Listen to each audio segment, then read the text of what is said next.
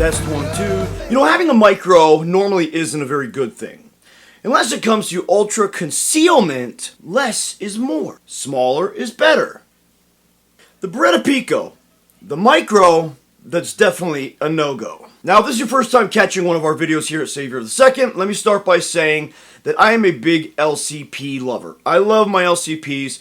For someone like me who's a bodybuilding coach and sweats all the time, I also travel a lot in and out of the car, coaching current and recovering drug addicts as well as mentoring troubled youth for well over 20 years. So wearing tank tops and sweats and joggers and shorts is pretty much a daily thing for me. So needless to say, I love ultra concealment. Certain places that I travel to, I need to have a firearm on me. It is a necessity. But is the Beretta PICO really a firearm to consider? Or is it really just a novelty that can say they're the thinnest 380 in the world? I'm going to go ahead and say it's the latter. After spending some time with this gun, I will never, ever carry this firearm. There's no reason to, especially when an LCP like this one is a much better option. A much more comfortable, usable option. Or even an LCP like this one, which is very comparable, but yet not at all comparable to the Beretta PICO. And especially an LCP like this one. With the Crimson Trace laser and the Hogue grip, this is a functional micro. I can carry this around, I can fire it well, I can utilize this firearm safely on the ready. This thing, for being such a small firearm, it is a big pain in the ass. First off, it sure is the thinnest 380 in the world. But not by much. And I mean barely. But the grip, the feel, but the angle of the grip, the sights, the trigger, the slide release, the mag release. There is really nothing that I like about this gun. I've fired it, I've put rounds through it. Yes, I can fire it decently, well enough to carry it, and trust that I'm going to be able to attain my target and fire it productively. It didn't have many failures. It had one failure to eject. Now, I admit that was firing it before I put on the Talon grip. After installing the Talon grip, it didn't change anything for me. It's just the thinnest micro in the world, not functional at all. Any of my LCPs would be a functional option. The LCP has this indentation right there on the frame. So easy to slide your finger right on that indentation to acquire your target and go right to the trigger. The Beretta, you dig your palm into the handle and then it forces your hand into an uncomfortable angle, and then you have to reacquire the handle, and your finger it's weird. It has to kind of like, you have to be conscious of putting your finger on the trigger. Rather than with the LCPs, your finger just naturally goes into the trigger guard without a problem. Now, admittedly, I've been through all of the LCPs to this point.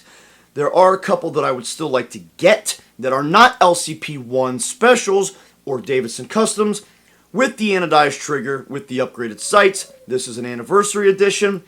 These are all better than your standard first-gen LCP1s. I think they're better than LCP2s. I prefer them better than LCP Max. If I'm going to go with something like the LCP Max, I have a Ruger EC9S, which I've made videos about. That's a great option. It's just slightly larger in the hand. Two things really kill the potential of this gun right off the rip. Number one, the slide release. Empty, obviously. Okay, empty, empty, empty. The slide release is indented and it's a flush mount slide release. Because it's so hard to get to, not only is it sharp, but you catch your thumbnail right on the edge.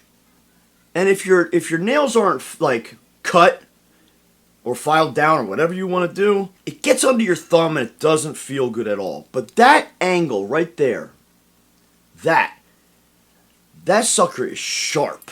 The sights are decent. They're not horrible. But there's really no point to them anyway because I'm not going to shoot it, so I don't need the sights. Next comes the mag release. The mag release is not a button. It's an ambidextrous lever. Lever action right there. Watch this. See that? You push down.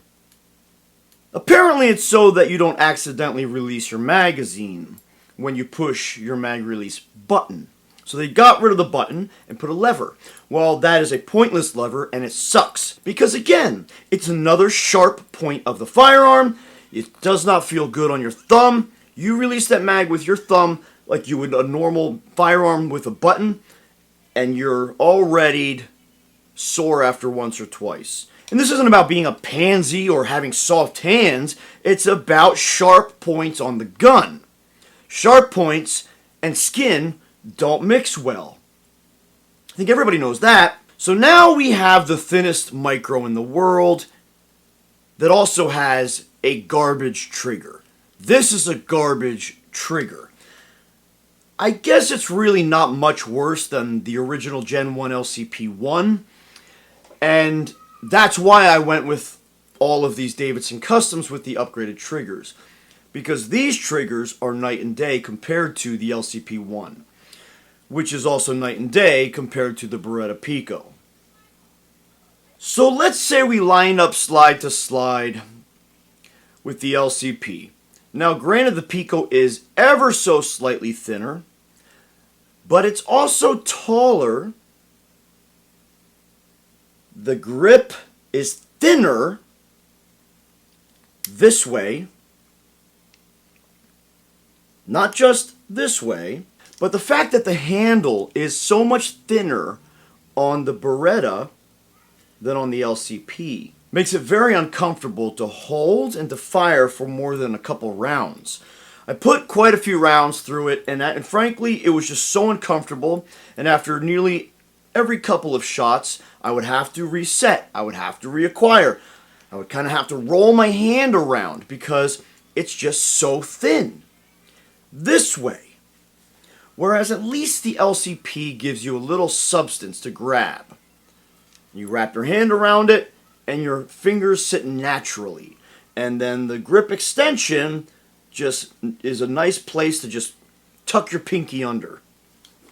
The Beretta PICO, yes, you can get your pinky on the handle, the extended mag, but it's so thin that you're really uncomfortable this way. So a solution to that could be to throw on a Hogue. Now my other two LCPs have Hogues.